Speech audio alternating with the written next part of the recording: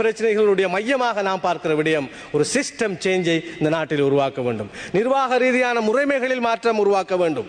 அது மீன்பிடித்துறை மட்டுமல்ல, எல்லா அமைச்சுகளிலும் இதனை நாம் பார்க்கின்றோம். அண்மையில் கூட ஜனாதிபதி ரணில் விக்ரமசிங்கே அவர்கள் ஒரு கருத்தை தெரிவிக்கின்ற போது இந்த நாட்டினுடைய வருமானத்தை பெற்றுத்தரக்கூடிய பல விடயங்களிலே குறிப்பாக எமது நாட்டினுடைய நிர்வாகத்திறன் சம்பந்தமான ஒரு குற்றச்சாட்டை முன்வைத்திருந்தார். உள்நாட்டு இறைவரி திணைக்களம், மதுவரி திணைக்களம், அதே போன்று சுங்க திணைக்களம் போன்ற 3 திணைக்களங்களினூடாகவும் ஒரு நாட்டிற்கு மிக அதிகமான பணத்தை பெறக்கூடிய வாய்ப்பிருந்தும் குறித்த பணத்தை நம்மால் பெற முடியாமல் இருப்பதற்கான காரணம் அங்கு இருக்கின்ற நிர்வாக சீர்கேடு என்பதை ஜனாதிபதி அவர்களும் இந்த நாட்டினுடைய ஜனாதிபதி அவர்களே தெரிவித்திருக்கின்றார்.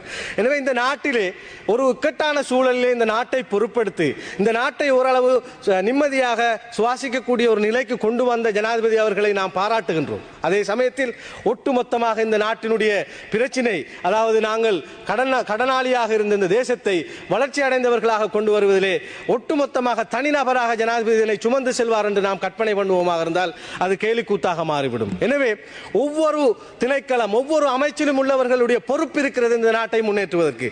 இந்த பிரதானமான இந்த 3 திணைக்களத்தினுடைய நிர்வாக சீர்கேடுகளால் குறிப்பிட்ட வருமானத்தை நாம் அடையவில்லை என்கின்ற இந்த குற்றச்சாட்டு சாதாரணமான ஒரு குற்றச்சாட்டு அல்ல.